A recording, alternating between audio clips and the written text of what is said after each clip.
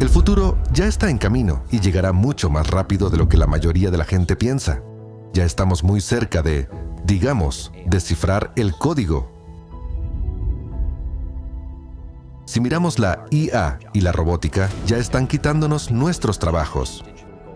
Si tomamos Bitcoin, o como usted ha dicho, el oro digital, es la primera aplicación que utiliza esta nueva arquitectura de base de datos. ¿Hay alguna pregunta que se haga una y otra vez? Lo que hemos logrado hacer en el tiempo que se nos ha dado y del mundo que dejaremos a las futuras generaciones. Creo que cada uno de nosotros está aquí por una razón. Creo que cada persona es importante. Brock Pierce, uno de los empresarios más conocidos del mundo de las criptomonedas y la blockchain, futurista, filántropo de riesgo y creador. Brock Pierce es uno de los cofundadores de la stablecoin Tether, USDT, que hoy se considera uno de los elementos clave del mercado cripto. También ha desempeñado un papel destacado en el desarrollo del ecosistema EOS y ha participado en numerosos proyectos de blockchain y Web3 como inversor y asesor. Más allá de los negocios, Brock Pierce participa activamente en la filantropía y la inversión de impacto, apoyando proyectos que utilizan la tecnología para mejorar la vida de las personas. También mantiene una presencia internacional activa, participando en iniciativas y colaboraciones en distintos países. En 2020, incluso se presentó como candidato independiente a la presidencia de los Estados Unidos, promoviendo una agenda centrada en el futuro de las monedas digitales y nuevas formas de economía.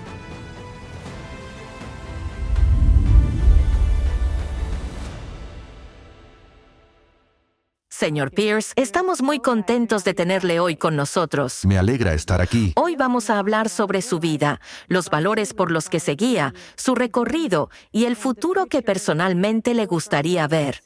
Estamos muy entusiasmados de poder hablar hoy con usted sobre todo esto y me gustaría empezar con una pregunta.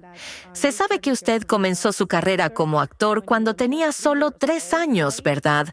Y a los 17 años ya se retiró, por así decirlo. Y entonces dio un paso muy valiente. Declaró que quería ser creador. Y aquí va la pregunta. ¿Qué significa hoy para usted ser creador? Y cuando emprende un nuevo proyecto, ¿qué es exactamente lo que le motiva? Bueno, empezaré por la última pregunta primero. Todo lo que hago tiene significado, propósito e intención. O bien es para crear cosas que van a hacer del mundo un lugar mejor para las generaciones que vienen. O en algunos casos, es una especie de aprendizaje para mí mismo.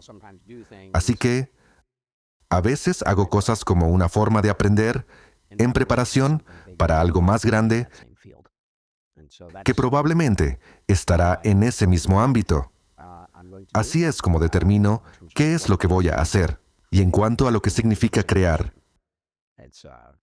supongo que eso responde en parte a la misma pregunta. Yo diría que no estoy limitado por la realidad tal como existe. Tengo un don que me permite ver el mundo por lo que puede llegar a ser. Y así es como puedo crear cosas que actualmente no existen. Se le reconoce como una de las figuras más influyentes del movimiento temprano de las criptomonedas. Como inversor temprano en Bitcoin y uno de los fundadores clave de la Bitcoin Foundation, usted ayudó a sentar las bases de toda la industria.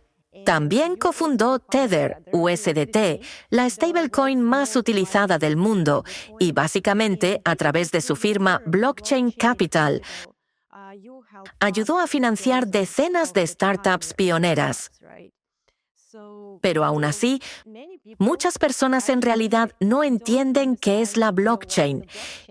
Y aquí me gustaría mucho que lo explicara en términos sencillos, para que la gente no la subestime, porque muchas personas todavía la ven solo como oro digital o como algo relacionado con las finanzas, y pasan por alto el hecho de que también es una forma fundamentalmente revolucionaria de almacenar y proteger datos. ¿verdad? Quizá pueda profundizar en esto y explicar a los espectadores qué es la blockchain. ¿Por qué puede funcionar como el llamado libro mayor de la verdad en la era digital? ¿Y por qué es tan importante? Creo que usted ya ha cubierto bastante de eso en la pregunta. La blockchain es una base de datos en su esencia, una base de datos distribuida. Si tomamos Bitcoin, o, como usted ha dicho, el oro digital, es la primera aplicación que utiliza esta nueva arquitectura de base de datos. Y gracias a que es distribuida, es increíblemente resistente y muy segura. En esencia, es prácticamente imposible de hackear. Y los beneficios de esa estructura son que es resistente, increíblemente segura, pero también inmutable, lo que significa que nada puede ser editado. En el Internet convencional, todo está organizado según el principio de lectura-escritura. Pero cuando algo se escribe en esta base de datos, es inmutable. Está ahí para siempre. Es decir, como ha mencionado, una única fuente de verdad. Sabemos que la historia normalmente la escriben los vencedores, pero aquí todo es diferente. Cualquier información que llegue a la blockchain existirá, mientras en la Tierra haya electricidad y ordenadores. E incluso si la electricidad desapareciera de repente, en cuanto la red vuelva a activarse, los datos permanecerán. Es una visión filosófica muy interesante del mundo en el que vivimos, porque, si miramos hacia atrás, ¿hasta qué punto son exactos nuestros conocimientos sobre nuestra propia historia? Usted ya ha tocado el tema de Internet e incluso ha llamado a la blockchain la primera revolución industrial, situándola a menudo en segundo lugar después de la IA por la magnitud de su impacto. Ahora que estamos entrando cada vez más profundamente en la era de la inteligencia artificial, ¿cómo ve usted el futuro de Internet? ¿Seguimos hablando de Web 3 o ya estamos pasando a algo como Web 4 o Web 5? Ahora se habla mucho de esto. ¿Qué opina usted al respecto? No estoy seguro de que exista realmente alguna diferencia entre Web 3 y Web 4, si lo llamamos así. Está claro que la IA es algo con lo que las personas ya se enfrentan plenamente, principalmente a través de los grandes modelos de lenguaje, ya sea Grok, ChatGPT o Gemini. Es evidente que la IA, en combinación con la robótica, tiene un impacto colosal en el mundo. Y ahí donde la blockchain se cruza con estas tecnologías, entramos, por ejemplo, en lo que se conoce como el Internet de las cosas. La esencia es que la IA y los robots, de hecho, pueden realizar transacciones. La blockchain es, en esencia, vital para que participen plenamente en la economía. Tomemos el ejemplo más sencillo, una máquina expendedora, que puede reabastecerse por sí misma, o un coche autónomo, que puede pagarse sus propios gastos y se convierte en un agente de trabajo independiente en el mundo. Y no solo en un software. En realidad, estas tecnologías ya están cambiando nuestro mundo hasta hacerlo irreconocible. Web 3 es un poco otra cosa. Mire, Web 1 es la idea más temprana de Internet, la idea de la democratización de la información, cuando la información se vuelve accesible para todos. Tenía objetivos muy nobles desde el punto de vista de la arquitectura. Web 2, yo diría, es un sistema que ha sido capturado por un puñado de vencedores, a los que hoy probablemente llamaríamos Big Tech, grandes empresas tecnológicas. Si antes el recurso más valioso del mundo era el oro, luego el oro negro, el petróleo, hoy el recurso más valioso son sus datos.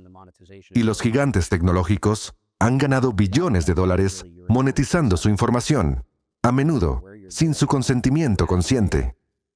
Usted no sabe dónde están sus datos, quién los tiene, y aunque lo supiera, ni siquiera está claro cómo recuperarlos. Así que, desde mi punto de vista, Web 3 en su esencia promete precisamente crear un mundo en el que exista el consentimiento consciente, donde usted sea dueño de sus datos digitales, de su ADN digital, y sea usted quien decida en qué condiciones interactuar con las tecnologías, controle la información y participe en la economía. Y Big Tech tendrá que luchar por su consentimiento. Incluso, si tomamos la idea del ingreso básico universal, cuando la humanidad participa en la economía de lo que crea, que es su ADN digital, esto, en teoría, da a todo el mundo la oportunidad de beneficiarse del valor que generan. A mi juicio, eso es precisamente lo que Web3 propone o promete, aunque el proceso avanza lentamente, porque se necesita tiempo para reestructurar la arquitectura del lado de los usuarios. Sin duda. Y usted acaba de tocar el tema del ingreso básico universal. He leído y visto muchas de sus entrevistas, y durante su campaña electoral también habló a menudo de ello. Me pareció muy interesante. ¿Podría explicar un poco más esta idea? Por cierto, nosotros también hemos trabajado en este concepto, así que resulta curioso. ¿Cómo veía usted exactamente la implementación de la idea del ingreso básico universal? ¿A través de las criptomonedas o de algún otro modo? Una de las cosas es que, de nuevo, si miramos la IA y la robótica, ya están quitándonos nuestros trabajos. Y probablemente lo seguirán haciendo a un ritmo acelerado. ¿Y qué vamos a hacer en un mundo en el que los empleos están desapareciendo? Tendremos que encontrar algún tipo de nueva forma de sistema social. Lo más elemental es hacer que las personas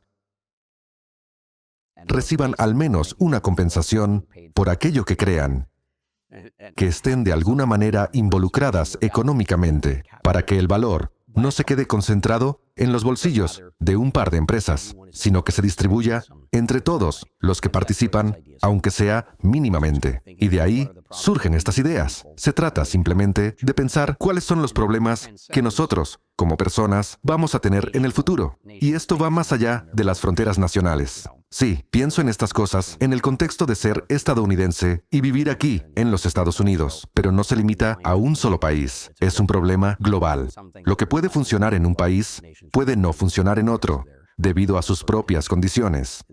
Y nuestra tarea como creadores es diseñar sistemas que resuelvan al menos algunos de estos problemas. Por cierto, Comparto el punto de vista de Elon Musk. es decir, no tengo miedo de este futuro.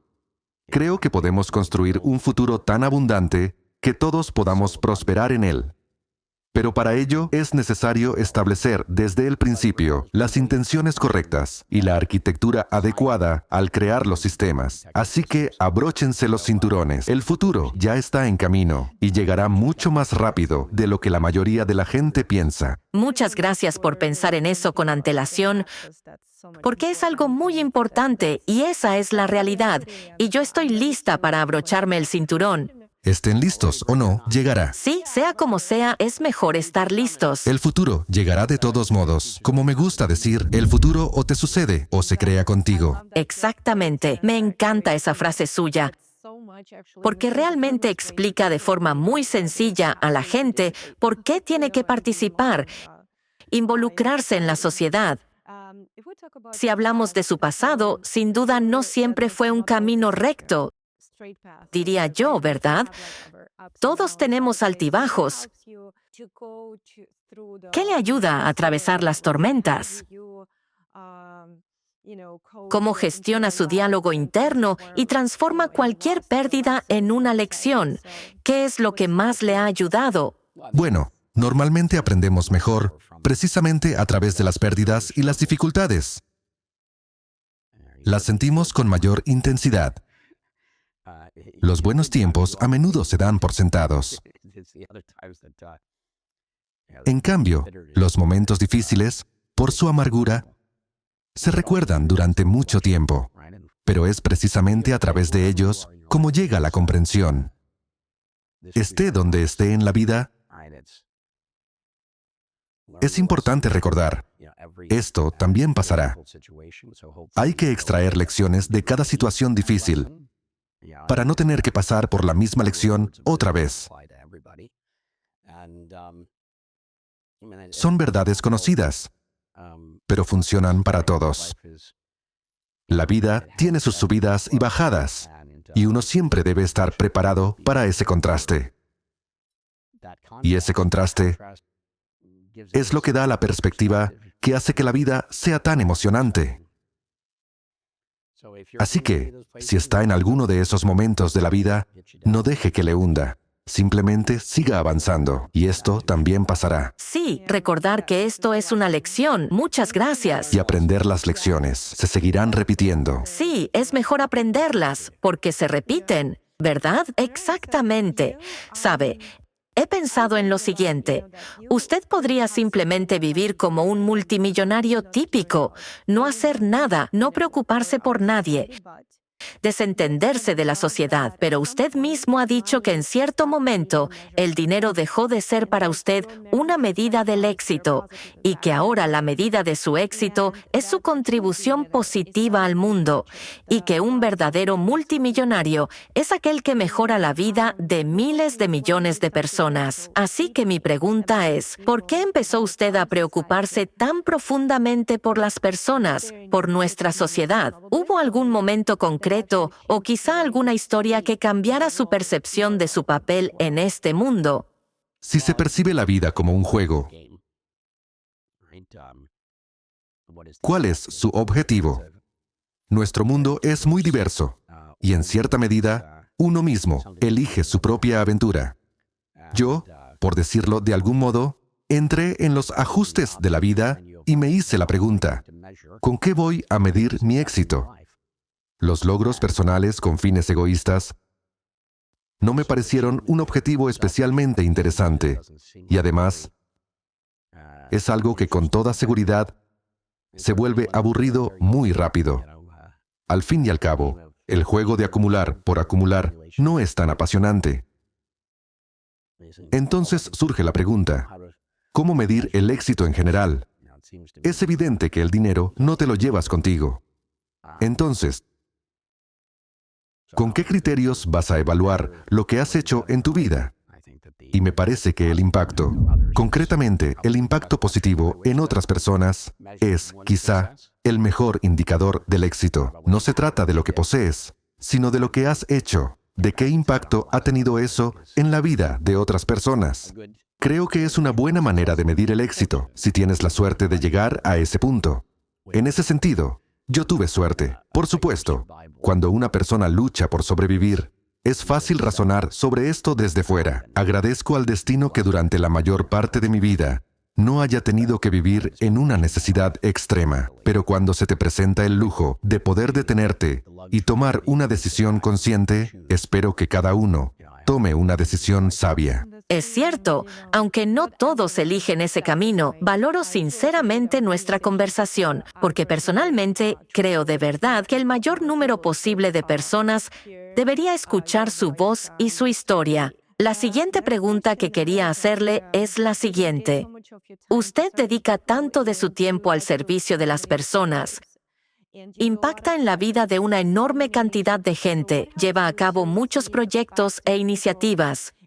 ¿Qué le ayuda a ver lo mejor en las personas, a seguir esforzándose por ayudarlas, a amar a la gente y a hacer tanto por el bien de la sociedad?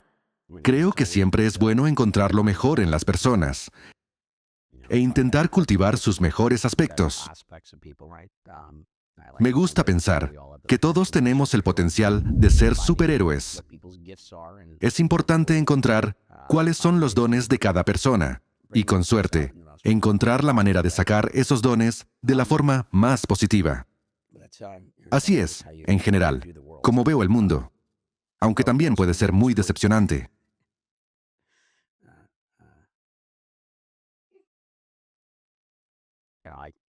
Simplemente, elijo intentar ver lo mejor en todo. Como me gusta decir, siempre estoy agradecido. Y recorro la vida con una actitud de gratitud y aprecio. No doy nada por sentado y tengo expectativas muy bajas, lo que hace que sea fácil ver lo mejor en las personas, porque no espero demasiado de ellas, pero busco los diamantes, aquellos que brillan con fuerza y quieren hacer grandes cosas. Así es como afronto la vida. Hablando de gratitud, ¿cuáles serían quizá 3 cosas por las que se siente más agradecido hoy? Bueno, empecemos por el día de hoy, por el momento presente. Eso siempre está en primer lugar. Luego, sin duda, la salud, porque la salud es la verdadera riqueza, ¿verdad? Tengo la oportunidad de despertarme, vivir este día con alegría y ser útil al mundo. Y, quizá, lo más importante ahora es mi familia. Soy muy feliz de que haya nacido otro hijo. Y por último, aquello por lo que trabajamos en general, porque en realidad no se trata de mí, sino de lo que hemos logrado hacer en el tiempo que se nos ha dado y del mundo que dejaremos a las futuras generaciones. Precisamente por eso, me levanto cada mañana y hago lo que hago, no tanto por mí, sino por el mundo que dejaremos después de nosotros. Usted trabaja con muchos líderes, pensadores globales e innovadores, prácticamente de todos los rincones del mundo. Son muchas culturas, distintas religiones y visiones políticas. Y me interesa saber, cuando usted se encuentra en esos despachos donde se toman decisiones que marcan el destino, ¿cuál es ese hilo común de humanidad que está presente independientemente de la cultura, la religión, la geografía o las posturas políticas? ¿Qué cree usted que tenemos en común? ¿Y qué es lo que une a todas las personas? Creo que, en esencia, todos estamos aquí, en cuerpos humanos, viviendo la vida y aspirando a un mañana mejor, independientemente de nuestro origen religioso.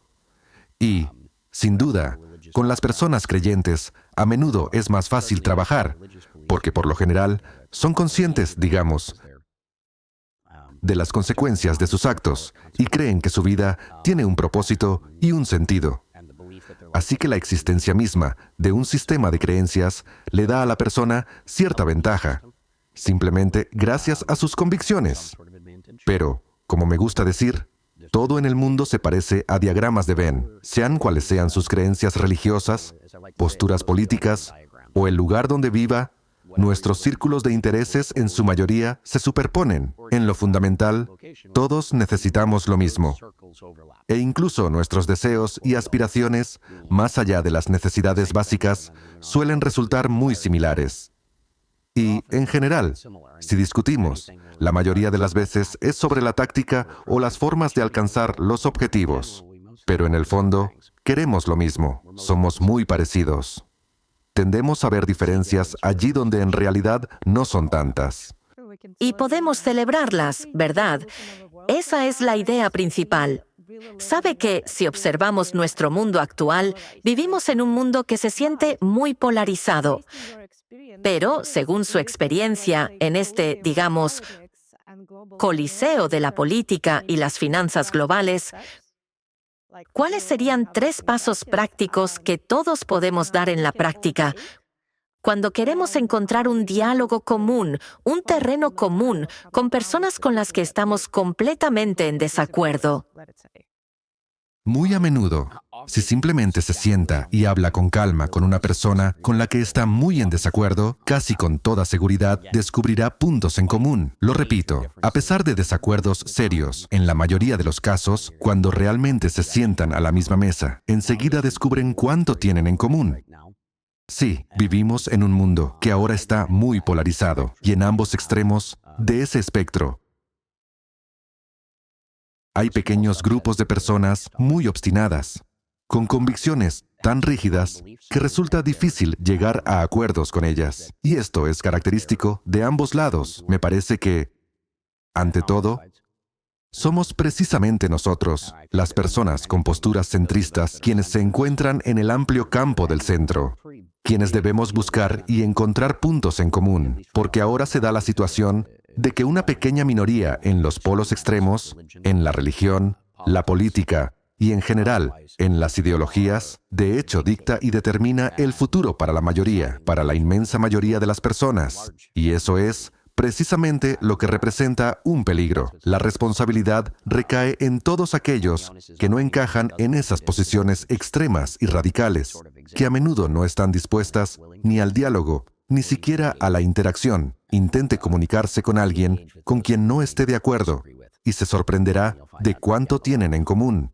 porque, al final, todos esperamos la paz en la tierra. Pero ahora, por desgracia, las guerras siguen existiendo. Creo que si a la mayoría de nosotros nos hubieran preguntado hace unos 25 años, ¿de verdad en 2025 comenzarán nuevas guerras? Muchos habrían respondido que la humanidad ya debería haber superado eso, especialmente teniendo en cuenta el progreso tecnológico. Quisiera creer que ya estamos cerca de ese punto en el que podremos encontrar un camino hacia la paz en la Tierra, no solo en el sentido de poner fin a las guerras, sino también en el formato de vive y deja vivir. Espero que podamos encontrar ese camino hacia adelante, porque la magnitud de la polarización que observamos hoy en el mundo es realmente aterradora. Pero, una vez más, la mayor parte de esta polarización proviene de grupos muy pequeños en los extremos del espectro. La inmensa mayoría de las personas es perfectamente capaz de coexistir pacíficamente. Es cierto, sabe, incluso puedo añadir que realizamos una gran encuesta social a nivel mundial. Entrevistamos a personas de 180 países sobre cómo quieren vivir y qué es lo que nos une a todos. Y, ¿sabe? Absolutamente todos decían lo mismo. Queremos vivir en paz. Fue increíblemente revelador. Fue hace tiempo, creo que en 2017, y resultó impactante ver esos resultados. Y esto, por supuesto, confirma sus palabras. Y creo, de ahí surge su frase, o ganamos juntos o perdemos juntos. Y realmente ya es hora de que lo comprendamos, ¿verdad? Es momento de entender que ahora nos encontramos en un punto en el que todo se decide precisamente juntos. Al final, todos estamos en esto juntos. Sí, exactamente. O fracasaremos juntos, a menos que alguien se haga ilusiones pensando que su punto de vista suprimirá a todos los demás hasta el punto de que simplemente desaparezcan. Pero en la realidad, el único camino es aprender de algún modo a coexistir. Exactamente, sí. Por eso rezo constantemente para que, al final, logremos encontrar ese camino. Sí, y muchas gracias por luchar por la paz en todo el mundo. He visto mucho de lo que usted hace, y no solo lo intenta, realmente lo hace.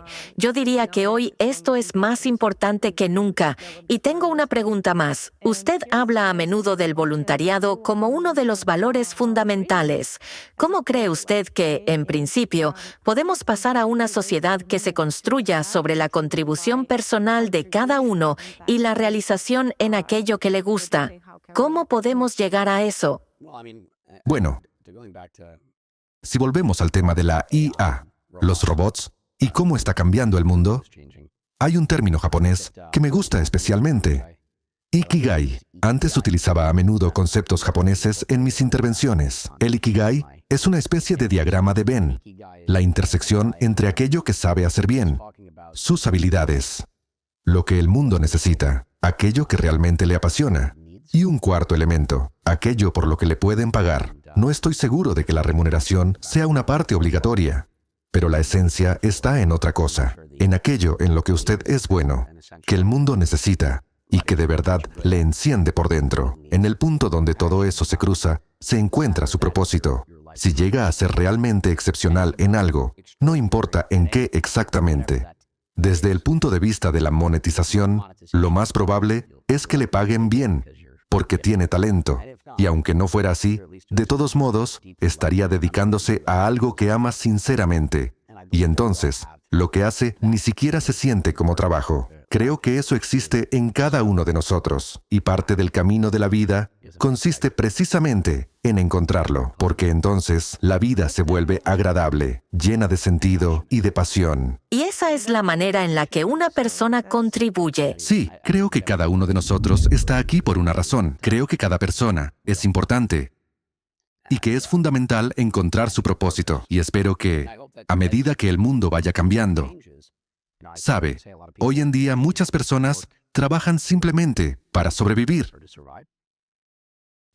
Pero si tenemos la suerte de eliminar esa necesidad en el mundo, entonces la gente podrá vivir no por supervivencia, sino por el trabajo, por aportar algo propio, por participar o hacer voluntariado de una forma u otra. Y en el momento en que eso se convierte en una elección y no en una necesidad forzada, la persona encuentra aquello que le aporta la mayor satisfacción. Y por su propia naturaleza, eso se convertirá en su contribución al bien común. Me gusta ese plan. Es increíble. Y eso sería realmente... Pero también requiere participación, ¿verdad? De nuevo, el futuro o te sucede o se crea contigo.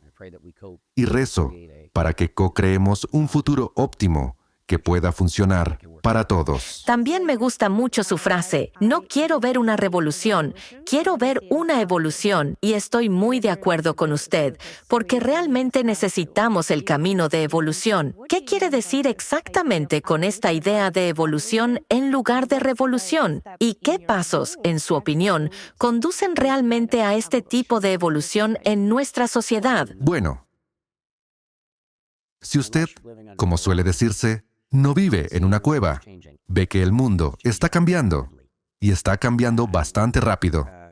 Y en el proceso de esos cambios, a veces los viejos sistemas, las viejas ideologías y los enfoques antiguos simplemente tienen que desaparecer. La idea es que lo nuevo y lo viejo, en la medida de lo posible, ganen juntos y no se enfrenten entre sí. Se trata de la co-creación, que permite que lo viejo gane junto con lo nuevo. Entonces, no tendremos que pasar por una revolución, por una resistencia feroz y por fricciones que solo traen caos y sufrimiento. La cuestión es cómo trazar un camino hacia el futuro a través de un proceso evolutivo conjunto y reducir la R al mínimo, porque la revolución suele ser la parte más dolorosa y destructiva de los cambios. Por eso espero que en este proceso haya la mayor cantidad posible de evolución y la menor cantidad posible de revolución. Aunque, por supuesto, la revolución ocurre cuando simplemente no queda otra salida. El futuro llegará de todos modos. Vivimos en una era de cambios. Yo simplemente prefiero buscar el camino más pacífico, aunque los cambios nunca son fáciles. Ocurren a nivel del individuo y también a nivel de la sociedad en su conjunto. Y una parte enorme de este proceso es la capacidad de aceptar los cambios. Es propio de la naturaleza humana temer aquello que no entendemos. También nos es propio aferrarnos al status quo familiar.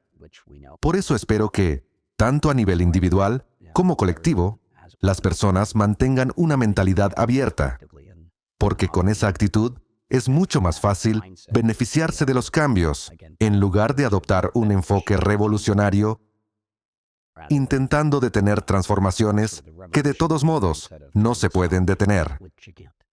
Porque es imposible. Sí, ¿Cómo describiría, brevemente o como le resulte más cómodo, ese futuro que a todos nos gustaría realmente ver? aquí todo vuelve a depender de la escala de nuestros objetivos.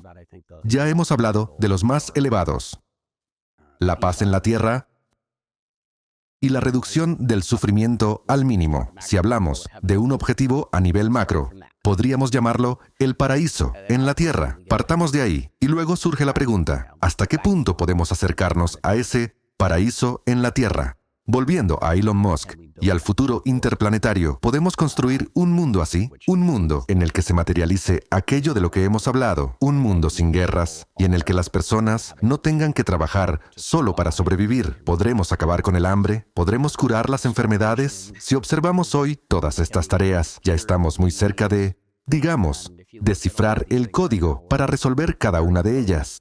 Y tengo mucha esperanza de que ahora podamos recorrer este camino con verdadera precisión, porque todo depende de cómo se mire el mundo. Por un lado, la situación actual puede resultar bastante aterradora. A veces, da la sensación de que todo se precipita hacia el abismo. Pero, por otro lado, la vida en la Tierra nunca ha sido mejor. Nunca antes habíamos vivido tan bien como ahora. Mejor que en cualquier otro momento. Por eso quiero creer que seguiremos avanzando de manera sensata y en la dirección correcta. Y lo más importante es que nosotros mismos lo veremos. Está ocurriendo ya en nuestro tiempo, no en algún futuro lejano, dentro de cientos de años. Está sucediendo ahora mismo. Y es tan emocionante. Esto está pasando ahora y realmente es un momento emocionante. ¿Hay alguna pregunta que se haga una y otra vez? Durante mucho tiempo he explorado cosas muy distintas y en parte siempre intenté comprender.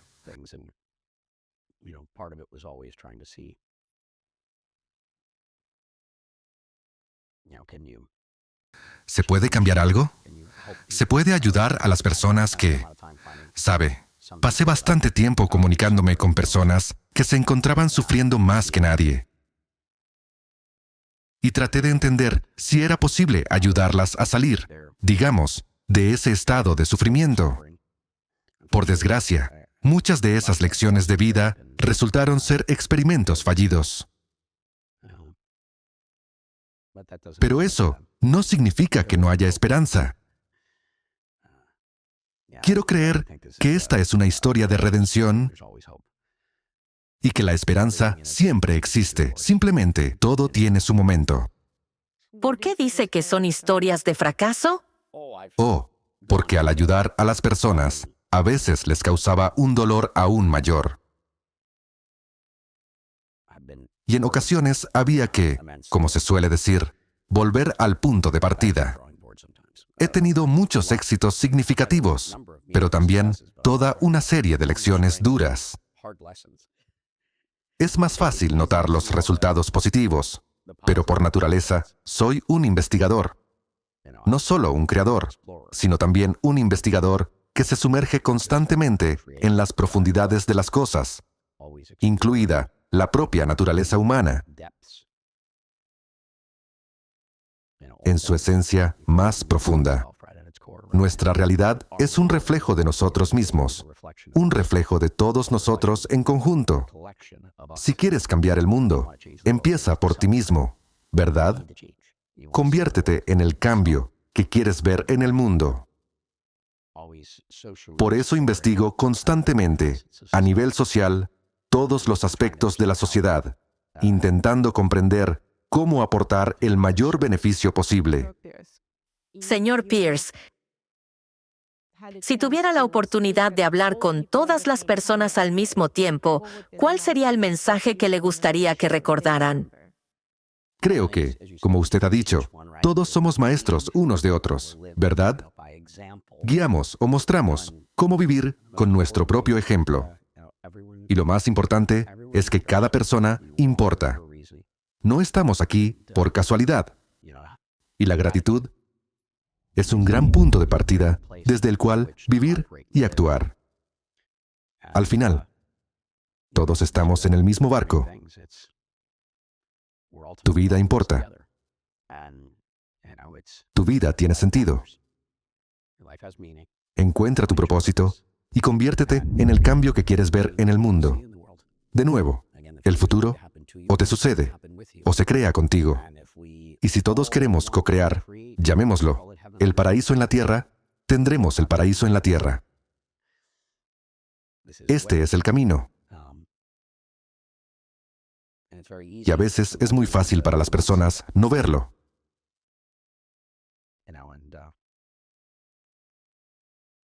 Y, aunque sea solo por una razón, que sea por los niños, por las próximas generaciones, incluso cuando te resulta difícil a ti, quizá en el momento que estés viviendo, y sea cual sea la situación por la que estés pasando en la vida, eso también probablemente pasará en algún momento, por muy doloroso o desafortunado que sea. Pero el perdón hacia uno mismo es fundamental. Empieza por perdonarte a ti mismo, para poder perdonar a los demás y tener compasión por los demás. Estos son los principios básicos. El amor es la respuesta. El amor es la clave. Muchas gracias. Le estamos sinceramente agradecidos por habernos dedicado su tiempo. Le deseamos todo lo mejor y gracias por ser un ejemplo tan inspirador para las personas y para toda la humanidad. Gracias a ustedes.